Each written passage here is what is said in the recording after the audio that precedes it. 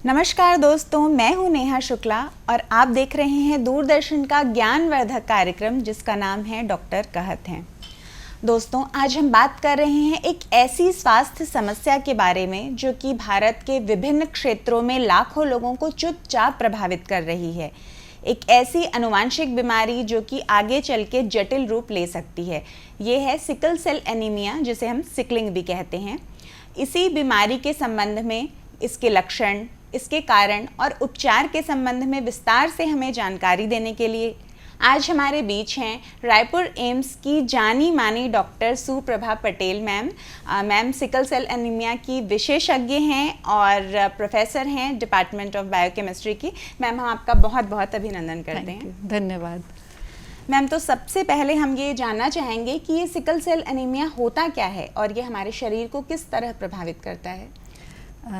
Sickle cell anaemia एक आनुवंशिक बीमारी है जिसमें जो रक्त की कोशिकाएं हैं वो जो नॉर्मली वो गोल होती हैं, ये सिकल शेप हो जाती हैं। तो इससे क्या होती है कि वो हीमोग्लोबिन सेल्स आपस में चिपकने लगते हैं।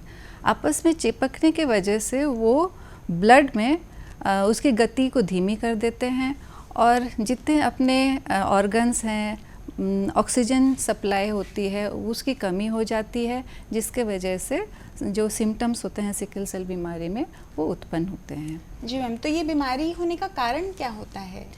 ये जो जीन है सिकल सेल जीन, वो जीन में कुछ म्यूटेशन हो जाती है जो चेंज हो जाती है। उसके वजह से नॉर्मल हीमोग्लोबिन की जगह पे एक सिकल सेल हीमोग्लोबिन तैयार होती है बॉडी में। नॉर्मल हीमोग्लोबिन जो कोशिकाओं के अंदर ऑक्सीजन को बाइंड करके वो बाकी जितने अपने शरीर के जितने अंगों को वो ऑक्सीजन प्रदान करती है। लेकिन जब वो म्यूटेशन होती है, वो जीन में चेंज हो जाती है, उसमें कुछ ऐसे अंदरूनी चीज़ें होती है जिसके वजह से हीमोग्लोबिन नॉर्मल नहीं होती बल्कि वो सिकल हो जाती है। सिकल जैसे हम लोग धान काटते हैं ना, सिकल हसिया के रूप में, तो हसिया का शेप ले लेती है जिसके वजह से वो चिपकना शुरू हो जाता है और ऑक्सीजन बाइंड नहीं होती। तो ये आनुवंशिक है। और ये जो जिसको भी आता है वो विरासत में मिलती है। तो ये कहीं ऐसा नहीं है कि किसी इन्फेक्शन की वजह से है या कुछ है, ये विरासत में मिली हुई बीमारी है। जी मैम, तो मैम इस बीमारी के शुरुआती लक्षण क्या होते हैं? शुरुआती में एनीमिया होगी, खून की कमी होगी, जोड़ों में दर्द होंगे, मसल्स में दर्द होंगे, बार बार बुखार आना, खांसी, सर्दी, ज़ुकाम बहुत फ्रिक्वेंटली होना, ये सारे बचपन में ये सारी लक्षण शुरुआत में होती हैं। और धीरे धीरे ये इसकी फ्रीक्वेंसी, मतलब ये बहुत जल्दी में आना शुरू, बचपन में बहुत, जैसे बच्चे खेलते हैं तो उनको ऑक्सीजन की कमी होती है तो वो बहुत जल्दी हाफ जाते हैं। वो लोग आसानी से वो खेल नहीं पाते जैसे बाकी बच्चों की तरह खेल कूद करते हैं तो वो थक जाते हैं। तो अधिक थकान होना एनीमिया की वजह से उनको बहुत ज़्यादा मतलब वो कंप्लेन करते हैं कि मुझे अच्छा नहीं लग रहा है, बार बार वो थकान की सिम्टम्स लेकर आते हैं। और दर्द होना, ये दोनों बहुत ही अहम चीज़ें हैं जो कि उनको बहुत शुरुआती ये में लक्षण पाए जाते हैं। जी मैम, तो जैसा आपने बताया कि दर्द होता है, तो ये इतना अधिक दर्द क्यों होता है इस बीमारी में शरीर में? अब जितने अंगों में हमें ऑक्सीजन की सप्लाई चाहिए, जब भी हमारे अंग काम करते हैं, जो उसमें जो कोशिकाएं हैं वो काम, जैसे लीवर हो गया, मसल हो गया, स्प्लीन हो गई, ब्रेन हो गई, हार्ट हो गई, उसमें ब्लड चाहिए, है ना। रक्त की जो गति है वो धीमी हो जाती है क्योंकि इसमें जो oxygen supply red blood cell के थ्रू से सारे अंगों में जाता है, वो धीरे चिपकने की वजह से वो उतना ऑक्सीजन सप्लाई नहीं कर पाता है, मतलब वो ऑक्सीजन उतना दे नहीं पाता है अंगों को कि तुम पूरी तरह से काम करो। तो जब अंग काम करने के लिए जो ऑक्सीजन चाहिए, ऑक्सीजन की मात्रा चाहिए, वो कम हो जाती है तो फिर वो थक जाते हैं। और वो थक जाते हैं तो उस लेवल तक वो काम नहीं कर पाते। जी मैम, तो आपने बताया कि इसमें अनीमिया हो जाता है, तो एक सामान्य अनीमिया और सिकल सेल अनीमिया किस प्रकार भिन्न है?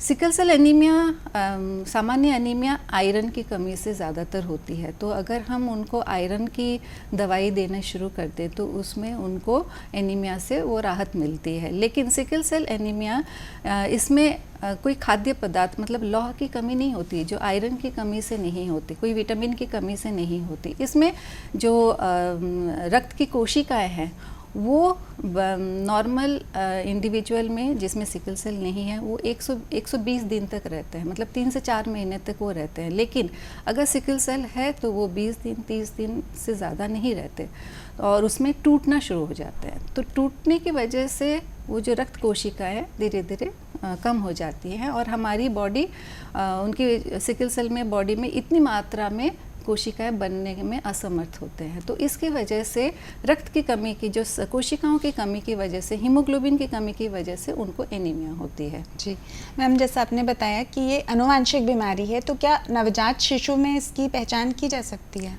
जी, उसमें नवजात शिशुओं में न्यूबॉर्न स्क्रीनिंग होती है। तो न्यूबॉर्न स्क्रीनिंग में हम एक टेस्टिंग होती है, उसमें जैसे एक फ़िल्टर पेपर में ब्लड लेके उसको हम टेस्ट कर सकते हैं। वो HPLC के द्वारा होती है और HPLC में उनको पता चल सकता है कि इसमें सिकल सेल की बीमारी है या नहीं।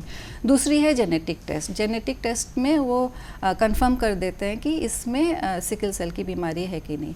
लेकिन कभी कभी HPLC वाली टेस्ट में हो सकता है कि क्योंकि जब बच्चा पैदा होता है तो बहुत सारे ब्लड माँ के ब्लड भी होते हैं, माँ का रक्त बच्चे में रहता है, तो कुछ दिन लगते हैं उसको माँ के रक्त को निकाल के बच्चा खुद अपना रक्त तैयार कर रहा है। तो 3 महीने के बाद उसको फिर से जांच कराना ज़रूरी है, तो कंफर्म हो जाएगा कि उसको उस बीमारी है कि नहीं।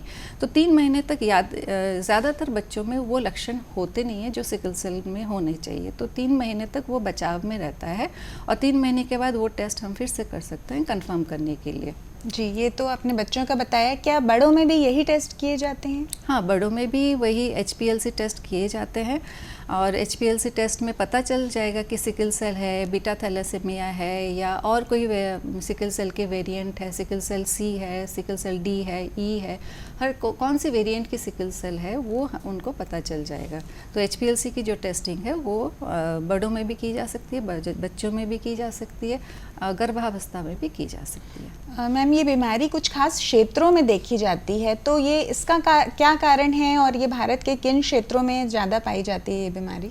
कारण तो वही है कि ये जेनेटिक है, जीन से रिलेटेड है, तो विरासत में मिलती है, अपने माता पिता से मिलती है और कुछ समुदाय में ये ज़्यादातर प्रिवेलेंट है। कुछ आप अघरिया का समाज देख लीजिए, यहाँ साहू, कुर्मी, तो कुछ ऐसे समुदाय हैं, गोंद है, तो इन सारे समूह में कुछ ट्राइब्स हैं जो हमारे छत्तीसगढ़ में और उड़ीसा के वेस्टर्न बेल्ट में, महाराष्ट्र में, MP, आंध्र के कुछ बेल्ट, बिहार के कुछ बेल्ट में ये ज़्यादातर पाए जाते हैं। तो ये जो ट्राइब्स हैं, ये जो समूह हैं, इनमें ज़्यादातर पाई जाती है क्योंकि उनमें आपस में शादी होती है।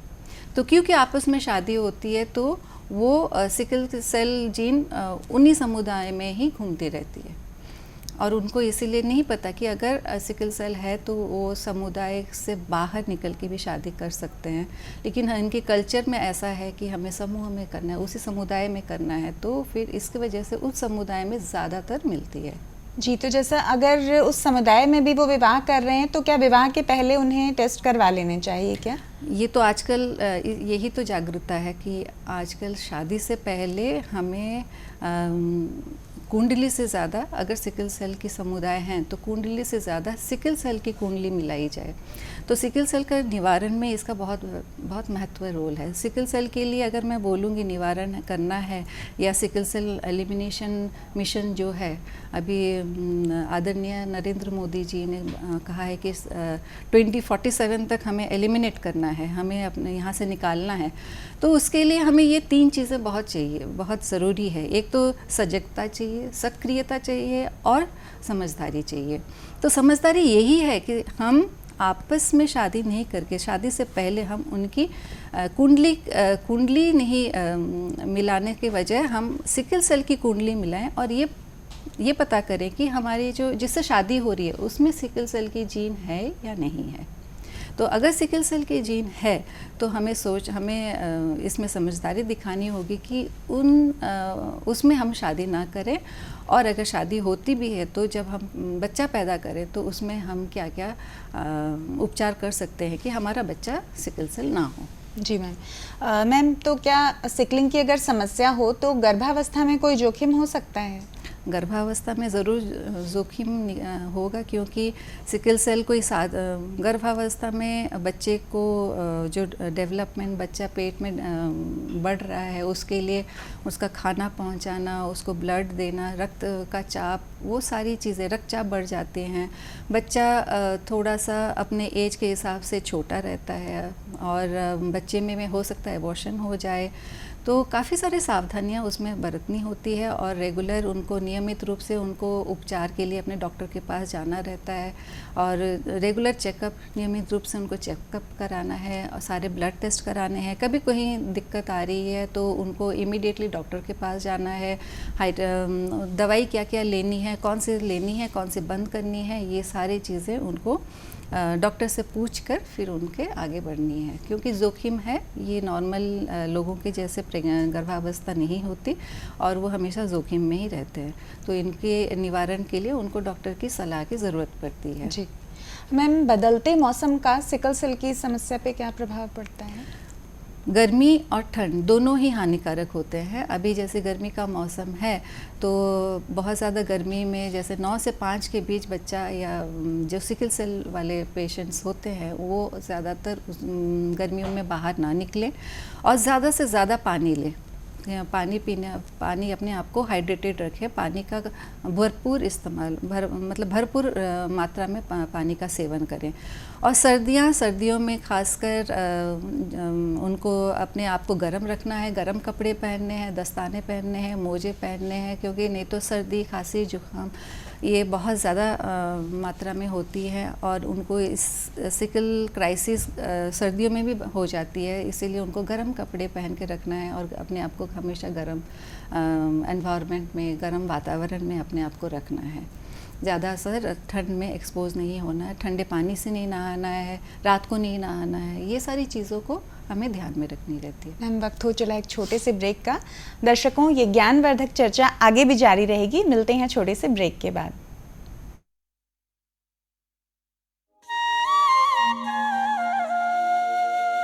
लोक सेवा प्रसारक दूरदर्शन ने OTT प्लेटफॉर्म पर कदम रखते हुए वेब्स की शुरुआत की है। ये डिजिटल मीडिया OTT दर्शकों को संपूर्ण इंफोटेनमेंट का सिस्टम देता है। अगर आपको भी चाहिए फ्री में शानदार कंटेंट तो आज ही आप प्ले स्टोर से ऐप डाउनलोड कीजिए। तो आज ही QR कोड स्कैन करके डाउनलोड करें वेब्स ऐप।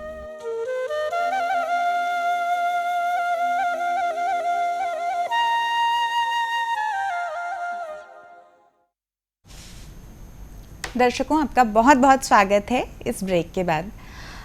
मैम, तो हम ये जानना चाहेंगे कि सिकल सेल की बीमारी के लिए कौन कौन से इलाज के तरीके उपलब्ध हैं? जी, मैंने जैसे बोला कि यहाँ 3 चीज़ों का ध्यान रखना बहुत ज़रूरी है। 3 स को याद रखें हमेशा। एक तो सक्रियता, और सक्रियता, सजगता और समझदारी। तो सक्रिय क्यों रहना है? क्योंकि जो सिकल सेल की बीमारी है, अब सजगता और सक्रियता बहुत ज़्यादा मायने रखते हैं। सजग रहना है हमें कि हमें इस बीमारी में क्या क्या होने वाले हैं, हमें इस चीज़ का पता हो। हमारे पेट में दर्द होगा, मसल में दर्द होगा, हड्डियों में दर्द होगा, और हमें एनीमिया के लक्षण का पता चल रहा है कि नहीं, मुझे बहुत ज़्यादा थकान हो रही है, तो मैं अपने आप के लिए सक्रिय रहूं कि मुझे ये सारी चीज़ें होंगी तो मुझे अभी इलाज की ज़रूरत है। दूसरी चीज़ है सक्रियता। सक्रिय मीन्स मुझे जैसे ही पता चला कि मुझे ये लक्षण आ रहे हैं तो मुझे डॉक्टर के पास जाना है, उसमें देरी ना करें। तो उपचार का सबसे अच्छा तरीका है कि सबसे पहले डॉक्टर की सलाह लें, और इसमें काफ़ी सारे खून की जांच लगती है, और हाइड्रोक्सी यूरिया और फॉलिक एसिड नियमित रूप से लेना है। उसमें कभी लापरवाही नहीं करनी है। हाइड्रोक्सी यूरिया रेगुलर जो भी डोज डॉक्टर ने सलाह में दी है तो वो लेना ज़रूरी है। खान पान का ध्यान रखें, और वैसे इसका परमानेंट इलाज हाइड्रोक्सी यूरिया तो नहीं है, लेकिन जो परमानेंट इलाज है जैसे जीन थेरेपी है या बोन मैरो ट्रांसप्लांट है। अभी बोन मैरो ट्रांसप्लांट इतना ईज़िली अवेलेबल नहीं है हर जगह, हर हॉस्पिटल में अवेलेबल नहीं है, तो इस वो काफ़ी मतलब उसमें खर्च भी बहुत ज़्यादा है, तो हर दूर दूर जाना पड़ता है, तो ये हर जगह नहीं है। इसलिए आप लेकिन अभी उस जब तक कि वो चीज़ आए तब तक हमें अपने आप को ध्यान रखना है हाइड्रोक्सी यूरिया और फॉलिक एसिड से। अभी रिसेंटली हमारे एम्स में भी ये बोन मैरो ट्रांसप्लांट का जो ट्रांसप्लांट यूनिट अभी ओपन हुआ है, हो सकता है अभी आने वाले दिनों में वहाँ ट्रांसप्लांट की फैसिलिटी बहुत जल्द शुरू हो जाएगी, तो यहाँ के लोगों को ट्रांसप्लांट फैसिलिटी की बहुत जल्दी सुविधा उपलब्ध हो जाएगी। तो ये बहुत अच्छी बात है, अगर उपलब्ध हो जाती है तो फिर इसका इलाज इसमें सिकल सेल का इलाज यहाँ पे अवेलेबल हो जाएगा। मैम, तो अगर किसी ने बोन मैरो ट्रांसप्लांट कराया तो क्या फिर ये एक स्थायी इलाज है, फिर दोबारा कभी उसको ये समस्या नहीं आएगी? आनी नहीं चाहिए। इसमें हम लोग इसको स्थायी अभी तक मान रहे हैं, आगे की स्टडीज़ और रिसर्च में पता चलेगा। लोग जैसे जैसे बोन मैरो ट्रांसप्लांट कराएंगे तो फिर इसमें हमें पता चलेगा कि स्थायी रूप वो ले रहा है या नहीं। तो हम अभी तक यही मानते हैं कि ये एक स्थायी इलाज है, या तो जीन थेरेपी है या फिर बोन मैरो ट्रांसप्लांट है। बोन मैरो ट्रांसप्लांट कुछ सालों तक रहेगी, लेकिन उसके बाद फिर से वो डेवलप हो जाती है। कभी कभी कुछ ऐसे इंसिडेंट्स हुए हैं कि वो वापस भी हो सकती है, और उसको हो सकता है 8-10 साल बाद फिर से ज़रूरत पड़े। तो ये अब तक हम इसको स्थायी तो नहीं मान रहे हैं, लेकिन हाँ कुछ राहत तो मिलेगी। जी। तो मैम, इसके उपचार में क्या बार बार खून चढ़ाने की आवश्यकता पड़ती है, और बहुत अधिक जो पेन होता है उस पेन को किस तरह मैनेज किया जाता है? खून चढ़ाने की ज़रूरत बहुत हाँ बार बार लगती है, और खून चढ़ाने के रीज़न यही है कि एनीमिया और दर्द, उसकी जो ब्लड सप्लाई जो कम हो रही है उसको रोकने, उसके लिए हमें खून चढ़ाना पड़ता है। अदरवाइज़ क्या होगा कि वो लक्षण और वो पेन वो बढ़ता जाएगा। तो इसीलिए हमें खून चढ़ाने की ज़रूरत है।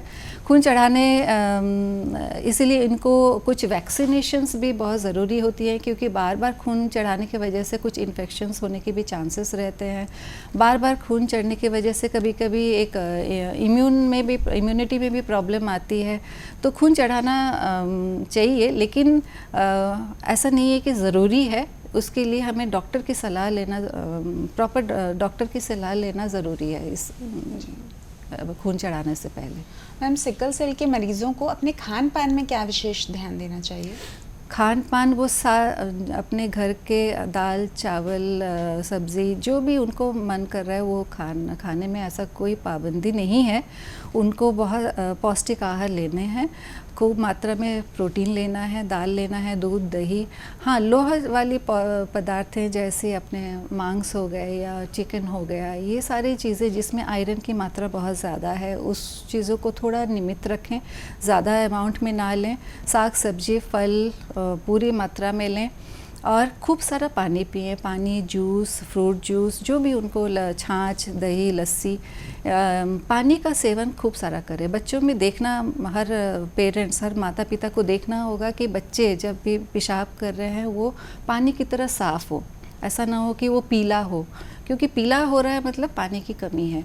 तो इसीलिए उनको ये लक्षण देखना होगा कि पेशाब क्लियर हो जा रहा है तो उसकी पानी की मात्रा सफिशिएंट है। तो पानी खूब सारा पिएं, और खान पान में ऐसा कोई पाबंदी नहीं है, खूब पौष्टिक आहार का वो पूरा सब सेवन कर सकते हैं। जी। और मैम, सिकल सेल के पेशेंट को अपनी दिनचर्या में ऐसा क्या विशेष परिवर्तन करना चाहिए जिससे वो सुरक्षित रहें? बिल्कुल, ये तो बहुत ही अच्छा सवाल है। नींद पूरी होनी चाहिए, 6 से 8 घंटे की नींद होनी चाहिए। नियमित रूप से उनको व्यायाम करना है, व्यायाम, मेडिटेशन। व्यायाम से उनके जोड़ों में जो दर्द है वो फील कम होगी, ब्लड की सप्लाई, रक्त की सप्लाई जो होगी वो सारे हड्डियों में, सारे मसल्स में सही तरह से वो हो पाएगा। मेडिटेशन करना है ताकि बार बार जो लक्षण आते हैं, दर्द होता है, वो बहुत डिप्रेस हो जाते हैं, तो उनकी वजह से वो बहुत दुखी रहते हैं। तो हमें आसपास के लोगों को ये बोलना चाहिए, मतलब उनको हमेशा मोटिवेट रखना चाहिए कि उनको वो फील ना कराएं, योगा करें, व्यायाम करें। खेल कूद में हमेशा खेल कूद मतलब उछल कूद वाले खेल ना खेलें, बल्कि जैसे लूडो हो गया या चेस हो गई, अब छुपन छुपाई खेल लिया बच्चों ने, गिल्ली डंडा थोड़ा बहुत खेल लिया, इस तरह के छोटे मोटे खेल खेलें।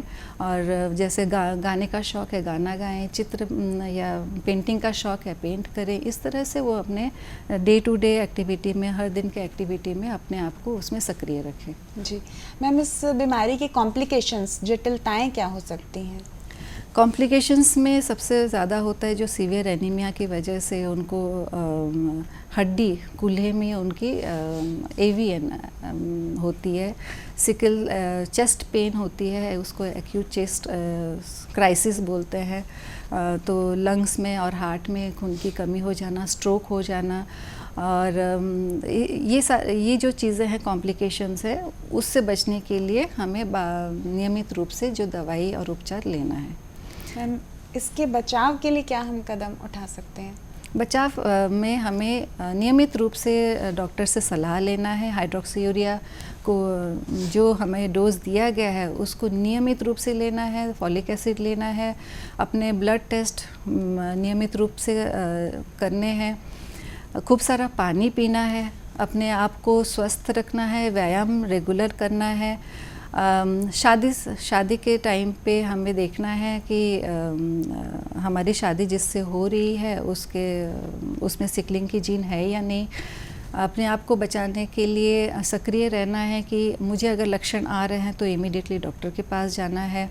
हड्डियों में अगर दर्द हो रहा है, बहुत बार बार हो रहा है, तो अगेन उसके एक्सरे कराएं और उसका जांच पड़ताल कराएं, और जो दवाई और ऑपरेशन अगर चाहिए तो ऑपरेशन कराएं। और इसमें इस तरह के जो जटिलताएं हैं, जो लक्षण जिससे हमें आगे जाके हमारी क्वालिटी ऑफ लाइफ को अफेक्ट करता है, मतलब हमारी जो लाइफ के बाद में जो आने वाली दुविधा की वजह से लाइफ में जो क्वालिटी है हम कॉम्प्रोमाइज़ हो जाती है, तो उसको हम अवॉइड कर सकते हैं। जी मैम, अगर सावधानी ना बरती जाए तो क्या ये बीमारी जानलेवा भी सिद्ध हो सकती है? जी बिल्कुल, ये जानलेवा भी हो सकती है। अगर इसमें हम थोड़ा भी अगर जोखिम लेते हैं और या नेग्लेक्ट करते हैं तो इसमें क्योंकि ब्लड की कमी अगर ब्रेन में होती है, हार्ट में होती है, और अगर वो उसने बंद कर दिया तो फिर हमारे हार्ट और ब्रेन में स्ट्रोक की संभावनाएं हो जाती है। चेस्ट में अगर ब्लड की कमी हो गई तो चेस्ट, हमारे लंग्स, फेफड़े जो ऑक्सीजन लेते हैं वो फिर ऑक्सीजन की कमी हो जाएगी। स्प्लीन हमारे जो तिल्ली है उसमें अगर रक्त प्रवाह कम हो गया तो फिर हमारी इम्यून शक्ति कम हो जाएगी, बार बार इन्फेक्शंस होंगे, तो इस तरह से जटिलताएं बढ़ती जाएंगी और हो सकता है ये जानलेवा भी हो। जी मैम, तो चलते चलते हमारे दर्शकों को एक जागरूकता के लिए संदेश दे दें।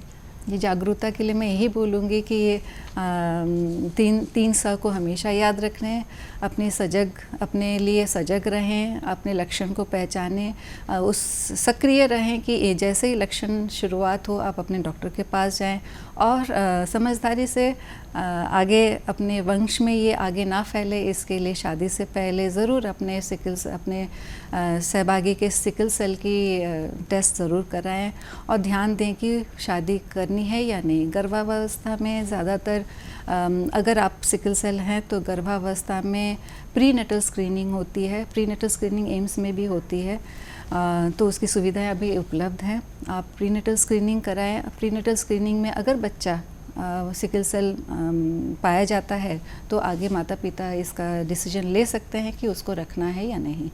तो ये सारी चीज़ें उनको ध्यान में रखना है। अगर हम गर्भावस्था, शादी में की कुंडली मिलाना, अगर इस पे अगर हम रोक लगाएं तो हम आगे सिकल सेल को एलिमिनेट कर सकते हैं। इस पे हम जीत सकते हैं। जी तो ma'am thank you so much, आपने इतने गंभीर विषय पर इतने स्पष्ट शब्दों में इतनी सारी उपयोगी जानकारी हमें दी, अपना अमूल्य समय दिया, उसके लिए हम आपके हृदय से आभारी हैं। और दर्शकों, हम ये आशा करते हैं कि आज के इस अंक से आप बहुत लाभान्वित हुए होंगे, न सिर्फ आपकी समझ बढ़ी होगी बल्कि जागरूकता भी बढ़ी होगी। और आज हमने ये जाना कि अगर नियमित जांच कराई जाए और उचित देखभाल की जाए तो सिकल सेल का मरीज भी एक सामान्य जिंदगी जी सकता है। तो स्वस्थ रहें, जागरूक रहें और रखें अपना और अपनों का ख्याल। अगले अंक में हम फिर मिलेंगे नए विषय और नए विशेषज्ञ के साथ।